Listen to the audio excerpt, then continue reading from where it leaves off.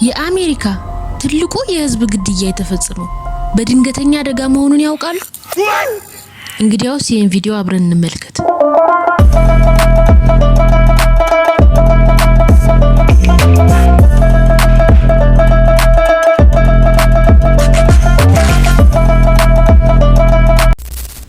ጁሊዮ የ36 ዓመት ኩባዊ ስደተኛ ሲሆን አሁን የሚኖረው ደግሞ በዩናይትድ ስቴትስ ኦፍ አሜሪካ ነው። አንድ ቀን በ1990 ህይወቱ መመሰቃቀል ይጀምራል። የሚሰራው የአምፖል ማምረቻ ፋብሪካ ውስጥ ነበር፣ ግን ባላወቀው ምክንያት ይባረራል። ከዛም በተጨማሪ ደግሞ ከፍቅረኛው ጋር ችግር ውስጥ ነበር። ፍቅረኛው ሊዲያ ትባላለች። ከሊዲያ ጋር ሲጣሉ ሲታረቁ ለ7 ዓመት ያህል ቆይተዋል። አሁን ላይ ግን ነገሮች የበለጠ ከረዋል። ምክንያቱም ጁሊዮ በጣም ይቆጣጠራታል። ስራዋን እንድትለቅ ይፈልጋል። በአጠቃላይ ምን ማድረግ እንዳለበት አያውቅም ነበር። አንድ ቀን ሊዲያ ያላቸውን ግንኙነት ታቆማለች። ለጁሊዮ ደግሞ ይሄ ከባድ ነገር ይሆንበታል። ከሷ መለየቱ ሳይሆን አብሮ የሚኖሩበት አፓርትመንት የሊዲያ በመሆኑ ነበር። ከዛም በጣም ያረጀና የፈራረሰ ቤት ይከራያል። ኪራዩም በሳምንት $70 ነበር። ከስራውም ተባሯል። ሳይከፍል መቆየት ይጀምራል። እንዲህ እያለ 6 ሳምንቶች ያልፋሉ። ስራ የለውም፣ ገንዘብ የለውም፣ ፍቅረኛውን አጥቷል፣ ደስተኛ አይደለም። ግን ድንገት አንድ ሀሳብ ይመጣለታል። ፍቅረኛው የነበረችው ሊዲያ ለምን እንድንታረቅ አልላትም ብሎ ያስባል። አንድ ቀን ብዙ ቢራ ይጠጣል። ከዛም የስራ ቦታዋ ሄጄ ለምን ሰርፕራይዝ አላረጋትም ብሎ ያስባል። ሊዲያ የምትሰራው ቆየት ያለ ናይት ክለብ ውስጥ ነበር። የሷም ድርሻ ወደ ናይት ክለቡ የሚገቡ ሰዎችን ኮቶችን ተቀብሎ ማስቀመጥና መመለስ ነበር። ክለቡ ሁሌም በጣም ቢዚ ነው፣ ግን የዛሬው ይለያል። ምክንያቱም ክብረ በዓል ስለነበረ። ስለዚህ ወደ 100 የሚጠጉ ሰዎች ክለቡ ውስጥ ነበሩ። ከዛም ጁሊዮ ከሌሊቱ 8 ሰዓት አካባቢ ወደ ናይት ክለቡ ይሄዳል። ሰክሯል፣ የሚያደርገውን አያውቅም። ከዛም ወደ ኮት ማስቀመጫው ክፍል ገብቶ ሊዲያን ለማናገር ይሞክራል። ሊዲያም አልፈልግም ሂድልኝ ትለዋለች። እሱም ሄዶ ወደ ክለቡ ይገባል። አሁንም ይጠጣል። ከዛም ከ40 ደቂቃ በኋላ ተመልሶ ወደ ሊያ ይሄዳል።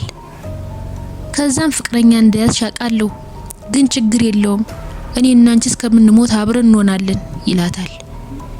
ሊዲያም በጣም ትናደዳለች። ሁለቱም መጨቃጨቅ ይጀምራሉ። ከዛም የክለቡ ቦዲጋርድ ይሰማል። ጁሊዮን ከክለቡ ያስወጣዋል። ጁሊዮም እመለሳለሁ፣ ይሄንን ክለብ አዘጋዋለሁ ብሎ በሰከረ አንደበቱ ይዝታል። ሰዎችም አረ አይደል እሺ እያሉ ይሳቁበታል።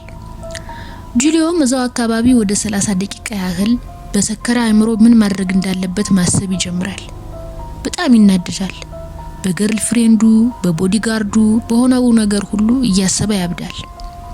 ከዛም በአቅራቢያው ወዳለ የነዳጅ መሸጫ ይሄዳል። በጆግ ሙሉ ጋዝ ይቀዳል። ከዛም ተመልሶ ወደ ናይት ክለቡ ይሄዳል። በሩም ላይ ነዳጁን ይረጭና በክብሪት ያቃጥለዋል። ከዛም ሮጦ ይጠፋል። ናይት ክለቡ ያለው 2ኛው ፎቅ ላይ ነበር። በሩ ስትከፍቱ መጀመሪያ የምታገኙት ወደ ላይ የሚያስወጣ ረጅም ደረጃ ነበር። ከዛም እሳቱ በፍጥነት ወደ ውስጥ ገብቶ ደረጃውን ማንደድ ይጀምራል። መውጫው በሙሉ በእሳት ይነዳል። በእርግጥ ሌላ መውጫ ነበረው፣ ግን የክለቡ ባለቤት ሳይከፍሉ ሰዎች ተደብቀው እየገቡ ስላስቸገሩት ቆልፎበት ነበር። ከዛም እሳቱ ወደ ፎቅ ወጥቶ መቀጣጠል ይጀምራል። ክለቡ ደግሞ ምንም አይነት መስኮት አልነበረውም። ሰዎቹም በጭሱ መታፈን ይጀምራሉ። ሁሉም ሰው እሳቱን ሲያዩ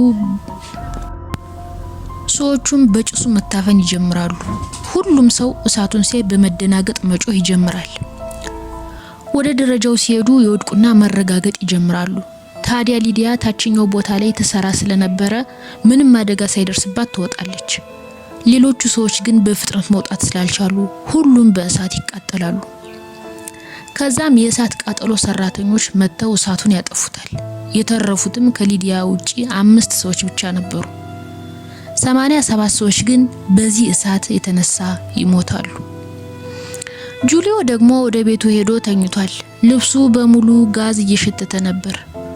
ጁሊዮ 87 ሰው መግደሉን ማንም አላወቀም ነበር። በ1990 በአሜሪካ ታይቶ የማይታወቅ የህዝብ ግድያ ነበር። በሚቀጥለው ቀን ፖሊስ የተረፉትን 6 ሰዎች መጠየቅ ይጀምራል። ሊዲያም አቃለሁ አንድ የድሮ ፍቅረኛ ነበረኝ፣ እሱም ወደ ክለቡ መጥቶ ነበር ትላለች። ፖሊሶቹም ወደ ጁሊዮ ቤት ይሄዳሉ። እሱም ልብሱ ስቲል ጋዝ እየሸተተ ይይዙታል። ያደረገውን በሙሉ ይናዘዛል።